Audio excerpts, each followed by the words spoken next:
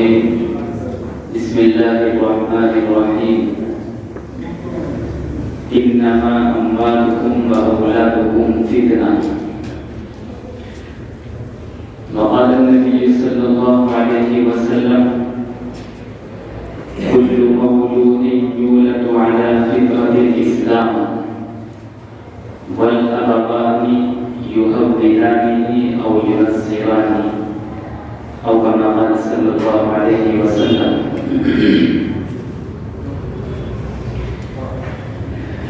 معزز حاضرین کرام، بزرگان دین، اللہ تعالیٰ نے انسان کو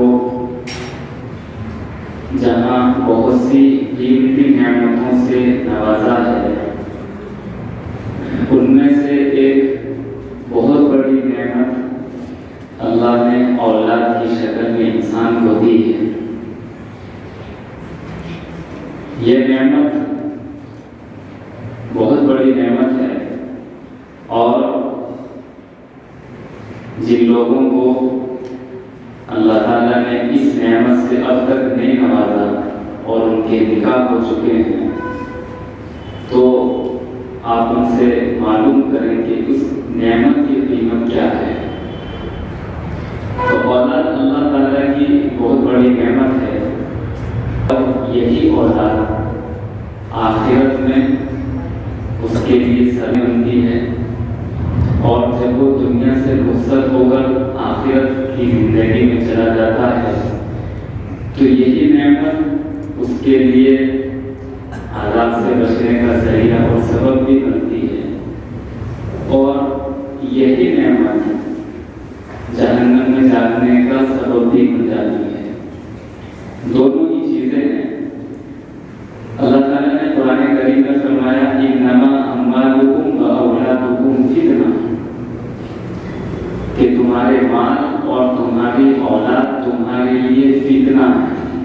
فتنے کا ذریعہ ہے، فتنے کا سبب ہے. اور یہی نعمت،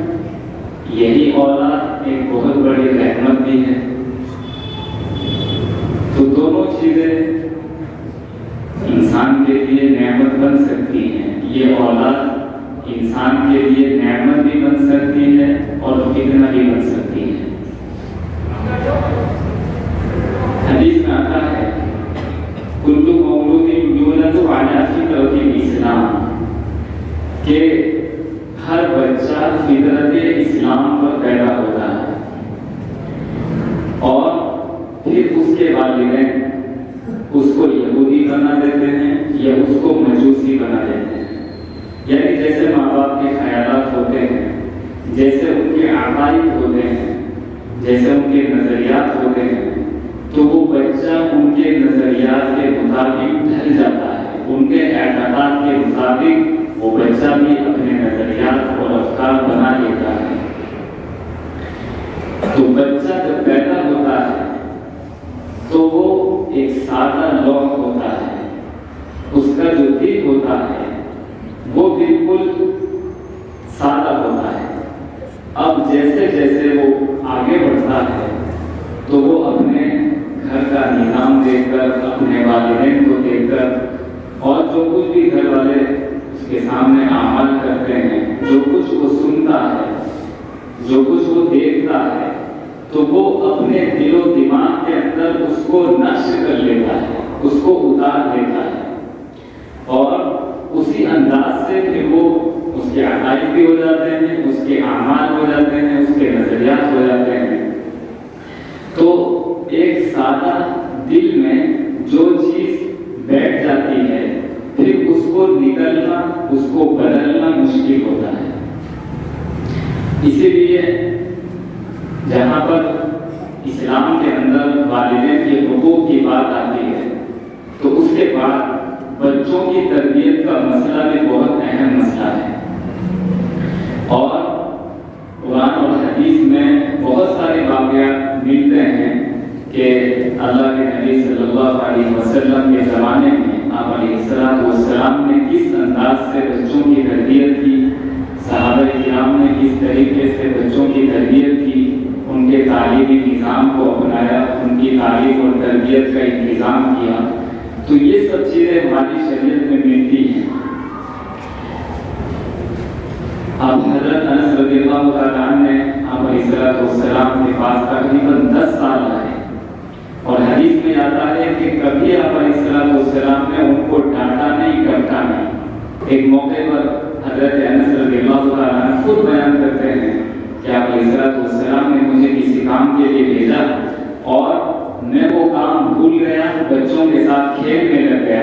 تو آپ علیہ السلام نے زجر و توبیخ نہیں کی، پٹائی نہیں کی، ڈانٹا ڈپٹا نہیں، بلکہ شفقت کے ساتھ مجھ کو بلا کر سمجھایا۔ تو یہ نظام تربیت تھا۔ لیکن آج جو ماحول ہے ہمارے گھروں کا، ہمارے معاشرے کا، ہمارے گاؤں کا، تو جو ہمارے بچوں کی تربیت جس انداز سے ہونی چاہیے، ہمارے بچوں کا تعلیمی نظام جو ہونا چاہیے، تربیت کا کیا نظام ہونا چاہیے، ان سب چیزوں سے ہم بہت دور ہو چکے ہیں، اور جس تربیت ہونی چاہیے تھی وہ بچوں کو تربیت نہیں ملتی، جس کی وجہ سے بچہ آگے بڑھتا ہے اور جو ماحول گاؤں کا ہوتا ہے، شہر کا ہوتا ہے، اس کو قبول کرتا ہے، اور پھر وہی چیز آگے بڑھ کر اس حد تک گزر جاتی ہے کہ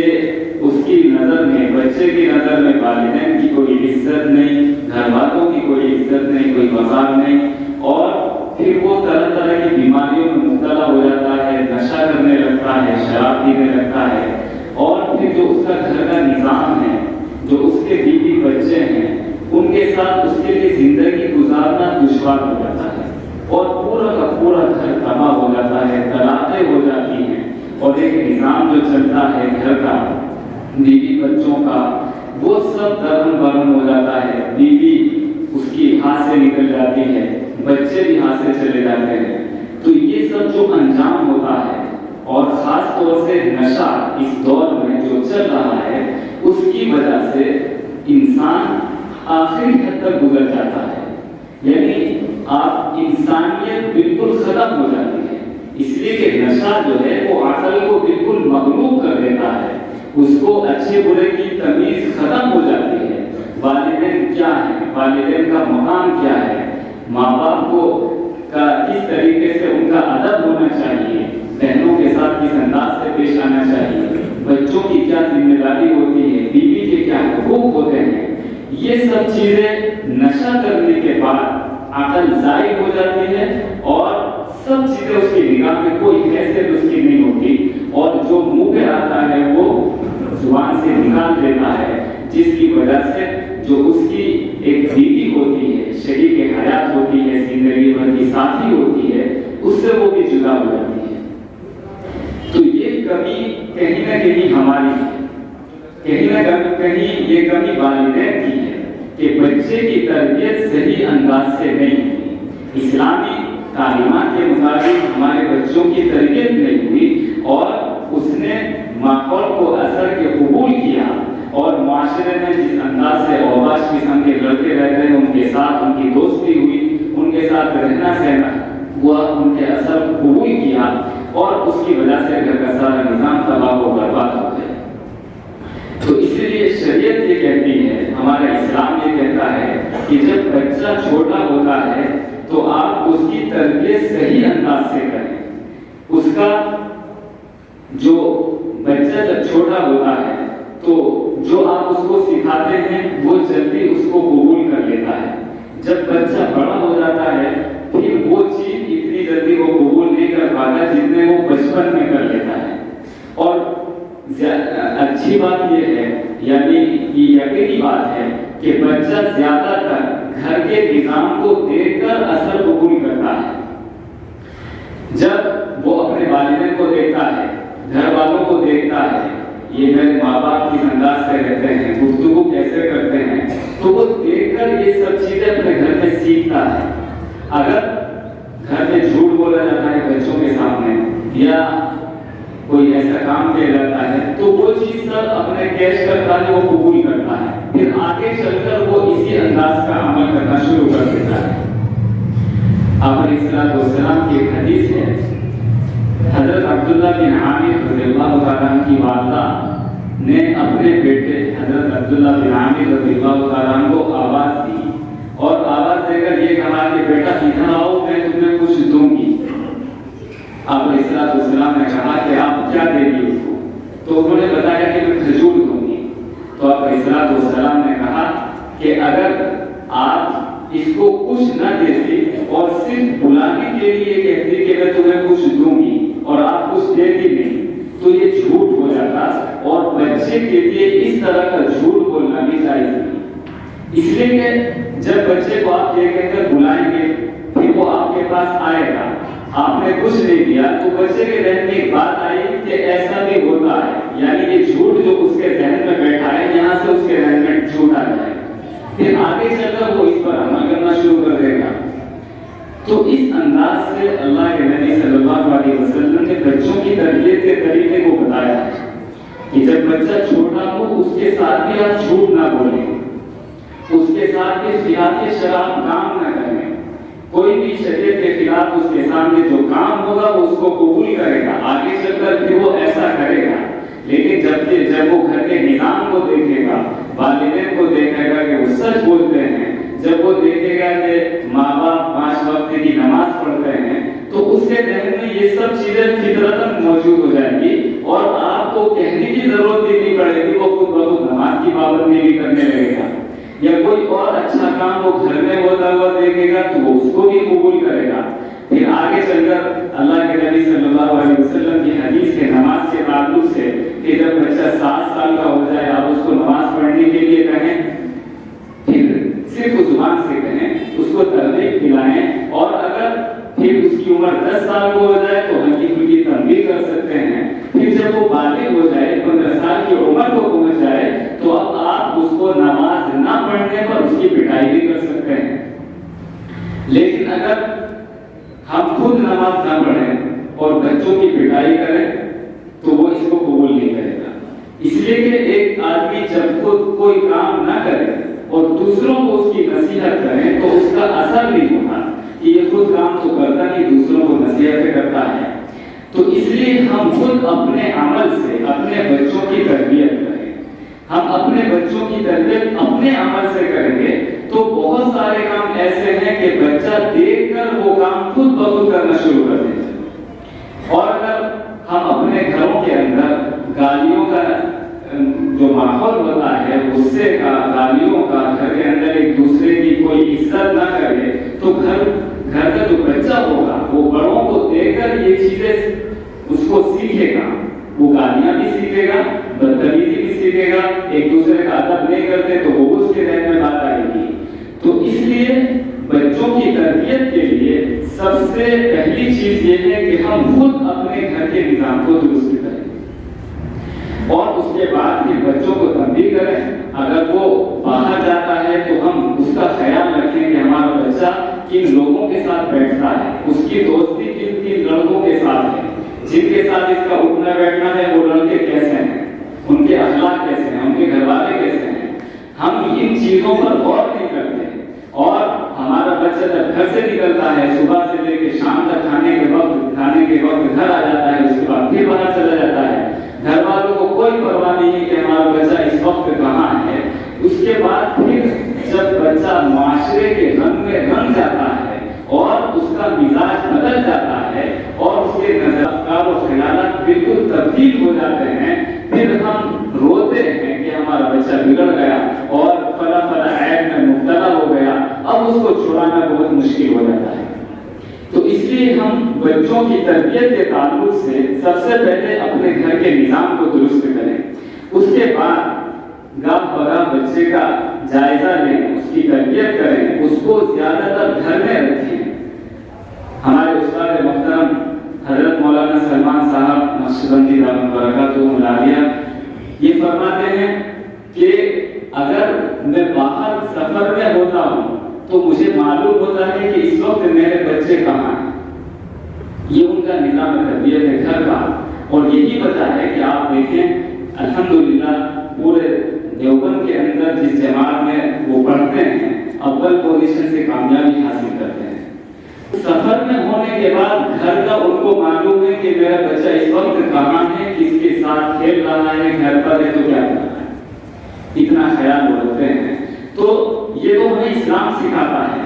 اسلام نے ہر چیز سکھائی ہے کہ ہم اپنے بچوں کی تربیت اس انداز سے کریں۔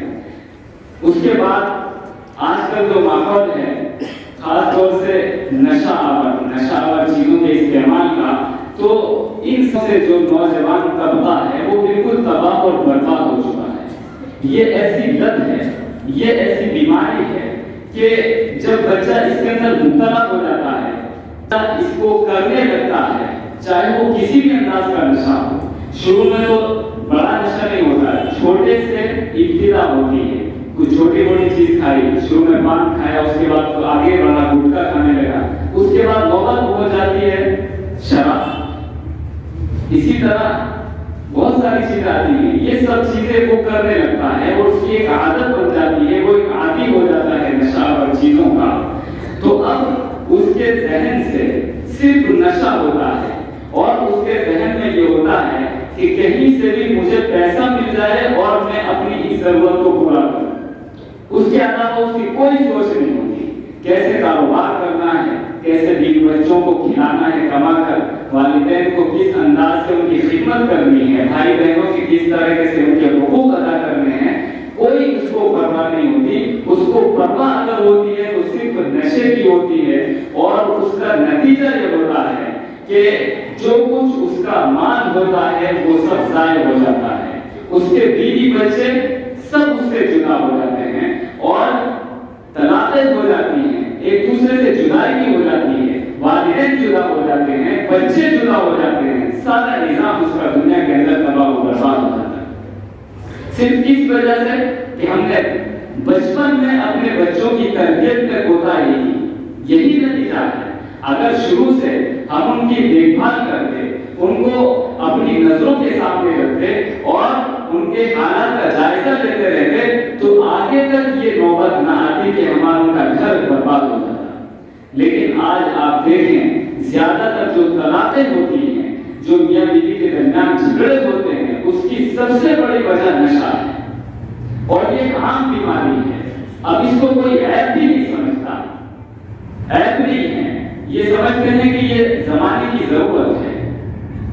حالانکہ ہم کو معلوم ہے کہ ہمارا بچہ اس چیز میں مبتلا ہے، اس کو کوئی تبدیل نہیں ہے، اور ظاہر ہے کہ جب بچہ جوان ہو جاتا ہے تو حدیث میں آتا ہے کہ اب آپ اس کو مار نہیں سکتے، پٹائی نہیں کر سکتے۔ اللہ کے نبی صلی اللہ علیہ وسلم کا فرمان ہے کہ جب بچہ جوان ہو جاتا ہے، ماں باپ کے برابر کا ہو جاتا ہے، بالغ ہو جاتا ہے، سمجھدار ہو جاتا ہے، تو اگر وہ کوئی غلط کام کرتا ہے تو آپ اس کی پٹائی نہیں کر سکتے، اس لیے کہ اگر آپ اس کی پٹائی کریں گے تو اندیشہ یہ ہے کہ پلٹ کر جواب نہ مل جائے۔ تو اس لیے اس دور میں ان حالات میں آپ کو کیا کرنا ہے، تو آپ علیہ السلام نے ارشاد فرمایا کہ اس موقع پر شریعت کی ہدایت یہ ہے، شریعت کا فرمان یہ ہے کہ آپ اس کو اشارتاً سمجھائیں شروع میں، اس سے اگر اس کی سمجھ میں نہیں آتی تو آپ اس کو بٹھا کر شفقت کے ساتھ، پیار کے ساتھ اس کو سمجھائیں۔ اگر اس کو گالی گلوچ کریں گے، برا بھلا کہیں گے، تو وہ اثر نہیں ہوگا جو آپ شفقت کے ساتھ، پیار کے ساتھ سمجھانے سے ہوگا۔ تو جب بچہ جوان ہو جاتا ہے تو پھر باپ کے بالکل قریب کا ہو جاتا ہے، ان کے برابر کا ہو جاتا ہے، تو پھر اس کو مارا پیٹا نہیں جاتا، بلکہ اس کو شفقت کے ساتھ سمجھایا جاتا ہے۔ اور ہو سکتا ہے اللہ تبارک و تعالیٰ آپ کے سمجھانے سے اس کی یہ حالت کو بدل دے، ورنہ جب عادت ہو جاتی ہے کسی چیز کی تو عادت بدلتی نہیں ہے، بہت مشکل ہوتا ہے، اور یہ بار کی کوئی کام نہیں ہوتا۔ اگر آپ شروع میں کوئی شراب کا عادی ہو، آپ اس سے کہیں کہ آپ شراب چھوڑ دیں، تو ممکن ہی نہیں کہ وہ شراب چھوڑ دیں، اس لیے کہ ہمارا اسلام بھی یہی کہتا ہے کہ جب شروع میں آپ علیہ السلام کی جو نبوت سے، رسالت سے جب ان کو سرفراز کیا گیا تو اس دور کے اندر شراب پینا ایک عام بات تھی، مکہ کے اندر سب لوگ شراب پیتے تھے۔ اب اس کے بعد شراب کی حرمت آئی تو آپ علیہ السلام نے اگر شروع میں یہ کہتے تھے کہ آپ شراب چھوڑ دیں، شراب بالکل حرام ہے، تو ظاہر ہے کہ جب ایک چیز کی عادت بن گئی تو اس کو ایک دم سے چھوڑنا مشکل ہوتا ہے. تو اس وقت سب سے پہلے جو حکم آیا یہ آیا یا ایھا الذین آمنوا الصلاۃ یا ایھا الذین آمنوا لا تقربوا الصلاۃ وانتم سکارى کہ اے ایمان والو تم نماز کے وقت شراب نہ پیا کرو. اور اس کی ایک وجہ تھی. وجہ یہ ہوئی کہ غالباً حضرت عبد الرحمن بن عوف رضی اللہ تعالیٰ نے دعوت کی اور اس دعوت کے بعد شراب کا دور چلا. شراب کا جب دور پورا ہوا اس کے بعد نماز کا وقت ہوا. نماز کا جب وقت ہوا تو ایک صحابی نے نماز پڑھائی مغرب کی اور اس نے قل یا ایھا الکافرون یہ سورت پڑھی اور اس میں غلطی ہو گئی نشے کی وجہ سے. تو فوراً آپ علیہ السلام پر وحی نازل ہوئی کہ آپ ان سے یہ کہیں کہ نماز کے وقت میں شراب نہ پیا کریں. تو شراب کی نفرت آہستہ آہستہ ان کے دلوں کے اندر بٹھائی. اس کے بعد نماز کے وقت شراب چھوڑ دی. پھر دوسرا حکم آیا. پھر جب آخر میں یہ حکم آیا کہ آپ اب شراب بالکل حرام ہے تو حدیث میں یہ آتا ہے کہ مکہ کی گلیوں میں شراب اس طرح بہ رہی تھی جیسا کہ پانی بہتا ہے. تو کوئی بھی چیز ہو جب عادت انسان کی بن جائے تو یک بار کی فوری طور پر اس کو چھوڑا دینا یہ ممکن نہیں ہے. تو اس کا طریقہ یہی ہے کہ اگر کسی کو کوئی عیب میں کوئی آدمی مبتلا ہے تو اس کو چاہیے کہ وہ خود سے ان چیزوں کو چھڑانے کی کوشش کرے. اور چھڑانے کی